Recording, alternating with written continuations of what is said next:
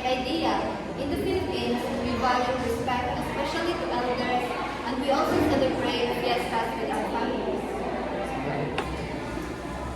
That's interesting. In my culture, we also respect elders and celebrate festivals like Chinese New Year. By the way, I am Amy, a Chinese student.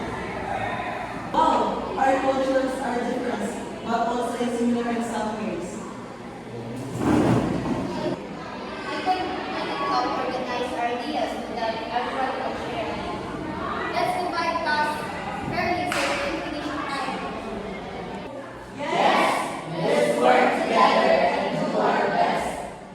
John.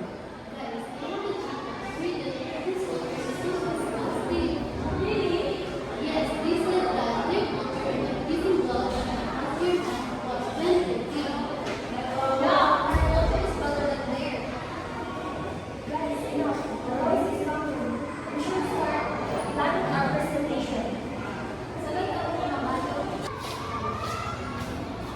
So guys, what's the plan? Let's start discussing the indicator now. Guys, relax. Still have time. Relax. We still have time. Yes, let's also include a different famous songs, foods, and dances in it. Wow, that's a great idea. I heard the girls yesterday talking behind your back saying that your culture is disgusting. Really? Yes, they say something bad about Aidan's culture. Mana?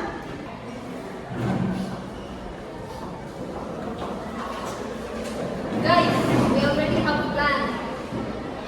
Yes, guess what? Let's also include some photos in our presentation. Wow, that's great. Happy to you, Ethan. We're excited. Girls, stop pretending. Ethan knows that you don't get it. Mom, Sino? Sino ba yun? What happened to you, Ethan? We're excited. Girls, stop pretending. Ethan knows that you talked behind his back yesterday.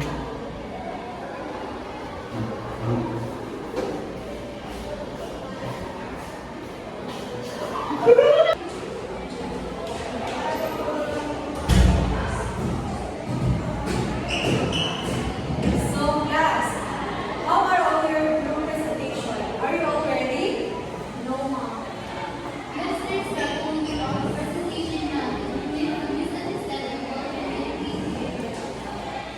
Class, remember to cooperate and respect when doing a group presentation. It is important. You should all show